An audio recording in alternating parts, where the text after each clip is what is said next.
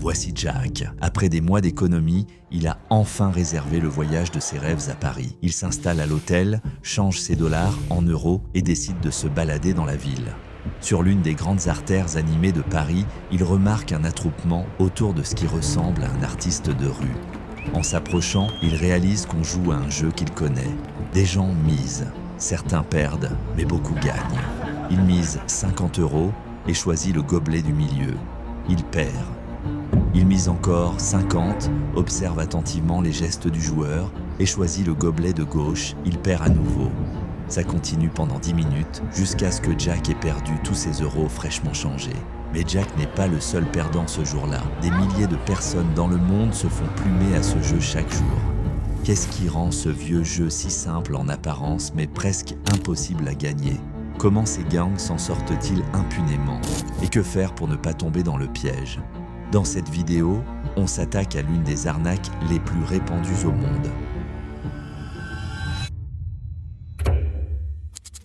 Avant d'envahir les grandes villes d'aujourd'hui, ce jeu est né dans la Grèce antique, où il était très courant dans les milieux populaires. On le retrouve également dans plusieurs tableaux du Moyen-Âge européen.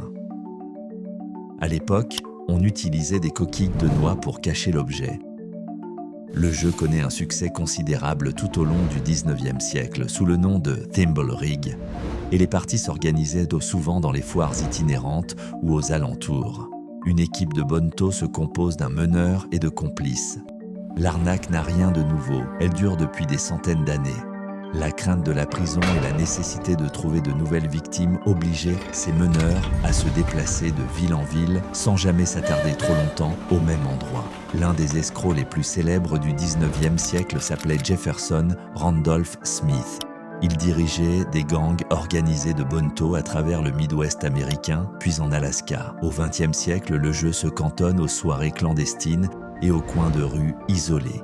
Il commence à disparaître, à tomber dans l'oubli, jusqu'à ce que, de manière assez inattendue, plusieurs émissions de jeux télévisés le remettent au goût du jour. Le jeu des gobelets inspire notamment un jeu dans l'émission américaine Le Juste Prix, où les candidats tentent de remporter un grand lot en devinant le prix de lot plus petit pour tenter de trouver une balle cachée sous l'un des 4 gobelets en forme de coquille de noix. Le jeu fait ainsi sa réapparition sur le devant de la scène. À la fin des années 2000, le bonneteau entre dans la culture populaire. Avec l'explosion des jeux mobiles en ligne, les escrocs flairent une opportunité. Ils intègrent rapidement plusieurs de ces vieux jeux dans leur activité. Mais bien sûr, il y a un piège. Tout est truqué, y compris notre fameux jeu des gobelets. Mais assez d'histoires pour aujourd'hui. Voyons comment ils vous volent votre argent. Imaginez 3 gobelets posés sur une table. Sous l'un d'eux se cache un petit objet, une bille ou une pièce. L'escroc, appelons-le le filou, mélange les gobelets rapidement, rendant le suivi de l'objet presque impossible. Il vous demande ensuite de choisir un gobelet. Si vous tombez sur le bon, vous gagnez. Simple, non ?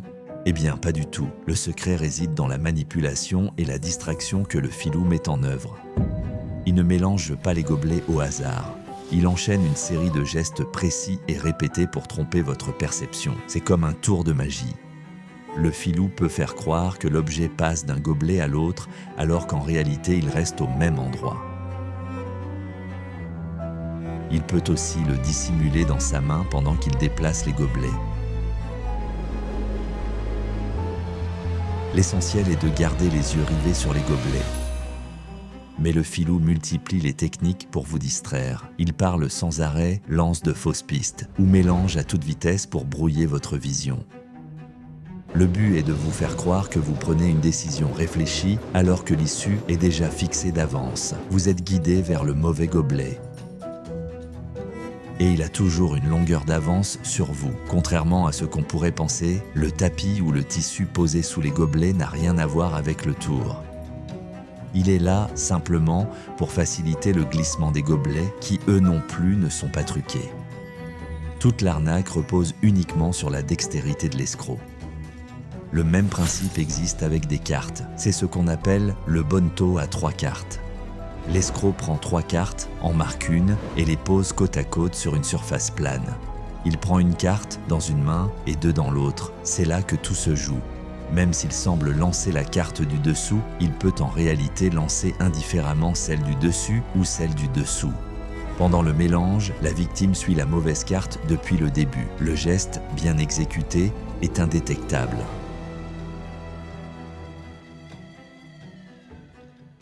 Mais même avec toutes ces manipulations, vous vous demandez peut-être quelles sont vos chances réelles.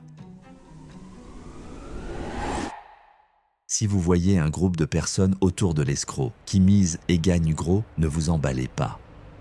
Les escrocs ne travaillent jamais seuls. Tous ces participants font partie de l'arnaque. Leur rôle est de donner aux passants l'illusion qu'il est possible de gagner comme eux. Mais si vous vous laissez quand même tenter et que vous décidez de miser, il y a 2 choses à faire. Premièrement, misez petit, n'engagez pas de grosses sommes. Ça va pousser l'escroc à vous laisser gagner les premiers tours pour vous garder plus longtemps. Et j'oubliais de préciser, vous n'avez aucune chance de gagner. Si vous gagnez, c'est parce que l'escroc l'a décidé. Ne vous prenez donc pas pour un génie, encaissez ce petit gain rapide et partez. Deuxièmement, ne jouez pas seul. Au bout du compte, ce sont des gangs de rue et ils n'hésiteront probablement pas à vous intimider, voire à vous voler vos gains.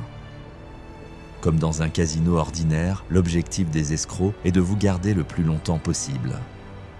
Pour ça, ils doivent vous maintenir dans la conviction que gagner est possible. C'est là qu'entre en scène la technique du coin plié. Le coin plié est l'un des grands classiques du bonneteau à 3 cartes. Il est utilisé quand le gang pense pouvoir soutirer plus d'argent à la victime ou qu'elle a besoin d'être davantage convaincue de miser. Pendant le mélange, l'escroc laisse tomber les cartes par accident, ce qui plie légèrement un coin de la carte gagnante. Il fait semblant de ne pas le remarquer. La victime mise sur la carte au coin plié. L'escroc lui demande alors de la retourner elle-même pour éviter toute accusation de substitution. Et c'est une carte perdante, parce que pendant le mélange, l'escroc a redressé le coin de la bonne carte et plié celui d'une mauvaise. Dans cette variante, la victime hésitera encore plus à se plaindre, car le faire reviendrait à admettre qu'elle-même cherchait à tricher. À mesure que ces techniques deviennent de plus en plus connues, les gangs continuent d'innover et d'affiner leurs méthodes.